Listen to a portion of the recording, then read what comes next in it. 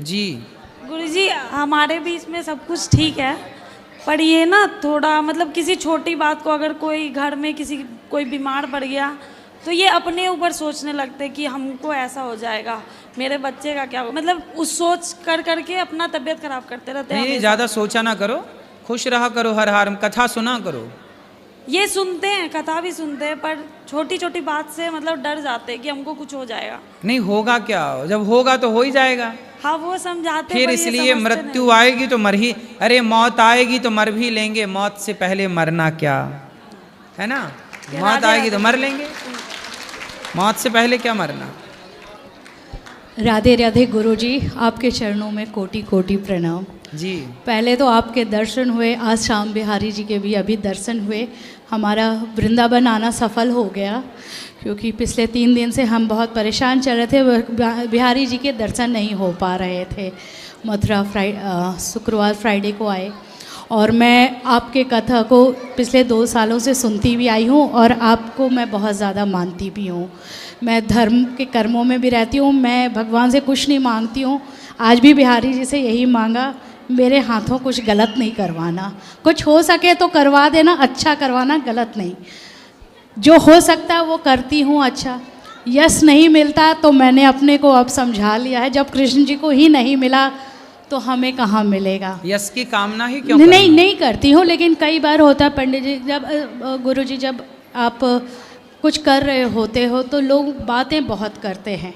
क्या करते हैं आप? जैसे मैं पहले जॉब में थी, फिर मेरी एक डॉटर है, हम लोग दिल्ली से हैदराबाद शिफ्ट हुए, तो इसकी परवरिश की वजह से मुझे जॉब छोड़नी पड़ी, फिर से ज्वाइन किया, लेकिन काम वालियों के पे हमें मतलब जो भी इनके देखभाल के लिए हमने रखा, उस पर मुझे भरोसा नहीं हुआ। एक माँ अपने बच्चे को जितने अच्छे से परवरिश कर सकती है वो आप किसी दूसरे पे नहीं वो कर सकते, तो फिर मेरा छूट गया वो काम भी मुझे मजबूरी में, मतलब मैं काफ़ी अच्छे उस पर जॉब कर रही थी। भगवान का दिया हुआ सब कुछ है, मेरे पति मेरे साथ हैं, बच्ची का सपोर्ट है, और सारा कुछ भगवान की कृपा से सब कुछ है।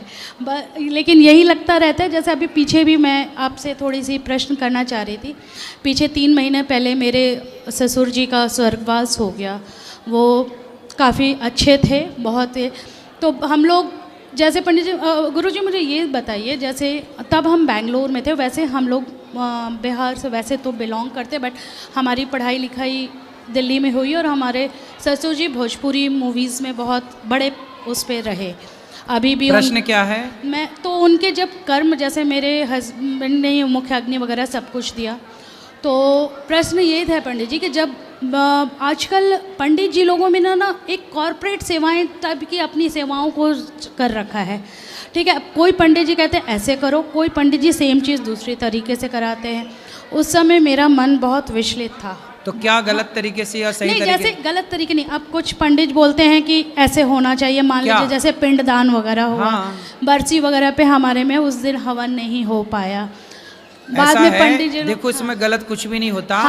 अलग अलग क्षेत्रों की अलग अलग परंपराएं हैं, विधि अलग अलग होती है। सही बात है, कार्य वही है, पर उसी काम को करने के तरीके अलग अलग। हाँ, वही चीज़ बाद में हमने यही समझा, लेकिन जब आप कर रहे होते अपने हाथों से तो घबराहट बहुत हो रही थी।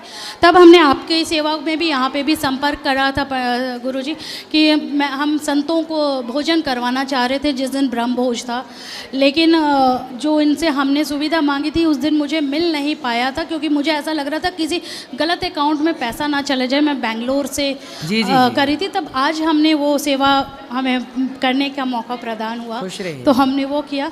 और एक बात और है पंडित जी, जैसे गुरुजी आपकी जो भी मैं देखती हूँ, हर माँ ये बोलती है, बहुएं आती हैं एडजस्ट नहीं करती हैं, लेकिन मैं उन माताओं से भी यही रिक्वेस्ट करूँगी, वो भी अपना पूरा संसार छोड़ के आती है, हर बचपन, हर चीज़, हर सपने, लेकिन उनको आज भी वो दर्जा, कई फैमिली हैं, परिवार है जिसमें नहीं मिल पाता है, पर बहू को आज भी वो चीज़ बहुत बाद में मिलता है, जिसकी वजह भी एक बहुत बड़ी वजह बनती जा रही है समाज में कि बहू में जो अभी आपने जैसा चर्चा किया ना, तलाक, ये वो कई सारी चैलेंज।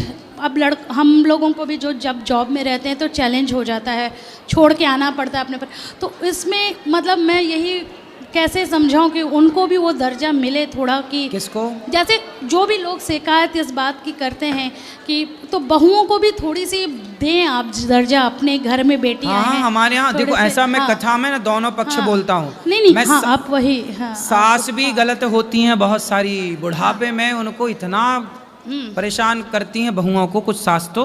हाँ जी, बूढ़ी बूढ़ी सासें यहाँ चाबी घुसाई रहती हैं हाँ, कमर में। कई सारे घर टूटने का आज ये भी कारण ऐसा बन चला है। नहीं जा रहा है, हाँ, चाबी नहीं छूट रही है। हाँ, वही वो भी एक है। तो मैं आपके चैनल के द्वारा ये भी प्रार्थना करूंगी कि लड़कियां जब घर छोड़ के आती हैं तो आप उनको भी थोड़ी सी वो सास की भी गलती होती है। सास भी ना जरा बहू से कोई काम बिगड़ा ताने, अरे तेरी माँ ने यही सिखाया है, फिर बहू सोचती रुक जा बुढ़िया बदला लूंगी, जब देखो तब माँ बाप पे जाती है। इसलिए सासों को भी सब्र रखना चाहिए। बहू गलती करे तो जैसे बेटी गलती करती है तो पकड़ पकड़ के माँ सिखाती है। गोल रोटी नहीं आती तो माँ सिखाती है, सब्जी बनाना नहीं आती माँ सिखाती है। ऐसे बहू से भी नहीं आता तो तुम माँ बन के सिखाओ ना। हाँ, ताने क्यों मारना? सही सही बात ऐसी है कि जो आप ताने मारते हो ना, आप तो बोल के भूल जाते हो, पर जिसके लिए बोला गया है वो याद रखता है कि अच्छा आपने बोला है। तो मौका मिलेगा तो बताएंगे ताने का मतलब क्या होता है। इसलिए सास को बहुत समझदार होने की जरूरत है। बहुओं की गलती कम है। हाँ, दोनों को। बहुओं की गलती इसलिए कम है क्योंकि बहू बेटी है, और बेटी है मतलब बच्ची है, मतलब छोटी है। वो 100 गलती करे तो तुम उसे समझाओ, जबकि अभी सास तो मैच्योर हो चुकी है, समझदार हो चुकी है, पक चुकी है गृहस्थी में रह रह के, तो उसे ज़्यादा ज्ञान है, ज़्यादा अनुभव है। लेकिन सास लोग ना बस बोलना जानती हैं। वही वो भी एक बहुत बड़ा कारण बनता जा रहा है, मतलब लोग क्योंकि वो उनको समझ नहीं पाते, बहुओं को भी लगता है। इसलिए मेरा एक समाधान इसमें ये है कि सास को ना समझाना भी कठिन है, क्योंकि बुढ़ापा एक 60 साल के बाद ना आदमी सठिया सा जाता है। सही है ना, तो उनको समझाना भी संभव नहीं। इसलिए क्या करना चाहिए, हम लोगों को चुप रहना चाहिए, सही जवाब नहीं देना चाहिए। समाधान मैंने ये सीखा है कि बड़ों को जवाब मत दो, क्योंकि जवाब देने से बात बिगड़ती है। सही बात वो है। कहने दो, क्योंकि बूढ़े हैं, बूढ़ों का काम होता है बोलना। हाँ। उनको लगता है कि हम ज़्यादा समझदार हैं। हाँ, और बाकी जी मेरा प्रश्न है कि हमें नॉन वेज खाना चाहिए। मेरे नानू नानी कहते हैं नहीं खाना चाहिए, और डॉक्टर कहते हैं खाना चाहिए क्योंकि उसमें प्रोटीन होता है। तो हमें खाना चाहिए या नहीं खाना चाहिए? तो आपके घर वाले खाते हैं? नहीं खाते तो अच्छा है, नहीं खाना चाहिए बेटा। ये बता और डॉक्टर कहते हैं खाना चाहिए, उससे प्रोटीन मिलता है। अच्छा, तो डॉक्टरों की इतनी अक्ल नहीं है कि ये बताए कि दूध में प्रोटीन होता है, सोयाबीन में प्रोटीन होता है, दालों में प्रोटीन होता है, जब बेटा हमें दूसरी चीज़ से प्रोटीन मिलता है, मिल सकता है। ये बताओ, अपने स्वाद के लिए हम किसी की गर्दन काट दें, किसी को मार डालें, ये अच्छा है? नहीं। प्रोटीन हमें ना और जगह से प्रोटीन के स्रोत हैं, जैसे सोयाबीन। सोयाबीन समझती हो? हाँ जी। सोयाबीन की बड़ी, सोयाबीन में बहुत प्रोटीन होता है, भरपूर होता है। दालों में प्रोटीन होता है, दूध में प्रोटीन होता है बेटा। तो हम दूध पिएं, हम घी खाएं, हम फल खाएं, हम सब्जियां खाएं। हम मछली की गर्दन क्यों काटें, हम बकरे की गर्दन क्यों काटें? हम अपने स्वाद के लिए जीव हत्या क्यों करें? वो जो डॉक्टर साहब आपको बता रहे हैं ना, वो डॉक्टर साहब ऐसे डॉक्टरों के भेष में, जैसे रावण सीता माँ को चुराने साधु बनकर आया था, ऐसे धर्म परिवर्तन करने वाले, धर्म को भ्रष्ट करने वाले ये कुछ डॉक्टर रूप बदल के डॉक्टर बन के बैठे हैं, जो सनातनियों को गलत सलाह दे के धर्म भ्रष्ट करना चाहते हैं। ठीक है, राधे राधे गुरु। अब बताओ, छोटे छोटे बच्चों को कह रहे हैं कि मांस खाना सही बता रहे हैं, तो बच्चों पे क्या असर पड़ेगा? राधे राधे गुरुजी। जी गुरुजी, मेरे 2 प्रश्न हैं। पहला प्रश्न ये है कि जैसे आजकल बड़ी बड़ी बिल्डिंगें बनती हैं, 16 तल्ला 18 तल्ला, तो उसी में ऊपर में एक छोटा सा पूजा रूम बनाए हुए हैं, तो उसमें शिवलिंग रखे हुए हैं। बहुत 1-2 गुरुजी ने बोले कि शिवलिंग नहीं रखा जाता है उस तरह से, तो उसमें आपका राय लेना था। तो अब घर में रखें तो ठीक है, क्या दिक्कत है? जहाँ आप रहेंगे कोई दिक्कत नहीं है, उससे कोई दिक्कत नहीं है। और गुरुजी, दूसरा सवाल है कि जैसे पैसा आता है लेकिन ठहरता एकदम नहीं है, उसका के लिए क्या उपाय है? तो कौन से दरवाजे से निकल जाता है? हाँ कौन से गेट से निकल जाता है? वो आगे पीछे दोनों तरफ से निकल जाता है। तो गेट में लॉक मार दो ना जिस गेट से निकलता है। शराब पीते हो? बहुत कम पीते हैं हम। कम पीते हो, मतलब शराब के रास्ते निकल जाता है। मांस खाते हो? मांस कभी कभी। मतलब मांस के रास्ते निकल जाता है, हैं? जी। जुआ खेलते हो? नहीं, जुआ नहीं खेलते हैं। तो आपके दो गेट खुले हैं, आपने बताया ना, दो तरफ से, दो तरफ से यही है। मांस में पैसा चला जाता है, शराब में पैसा। पैसा जो है ना धन होता है बेटा, लक्ष्मी। जी। पैसा को हम लोग क्या मानते हैं? लक्ष्मी। लक्ष्मी हमारी कौन है रिश्ते में?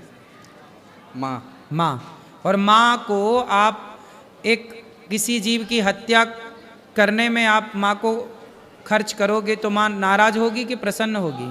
जी, नाराज होगी। बहुत दिन से सोच रहे थे छोड़ देंगे, लेकिन अब तो फिर पक्का ही। जब आप अपनी माँ को शराब के ठेले में ठेके में दे के आते हो कि भाई ज़रा ये पैसे ले और शराब दे, तो वो आपने अपनी माँ को कहाँ बिठा दिया?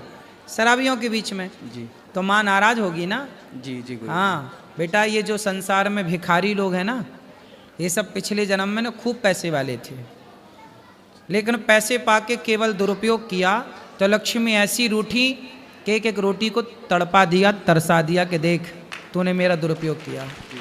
इसलिए जो पैसे का आज मज़ा आता है ना, मांस खाने में, शराब पीने में, ओ अय्यासी करने में, इन सब का परिणाम लक्ष्मी जी चखाएंगी।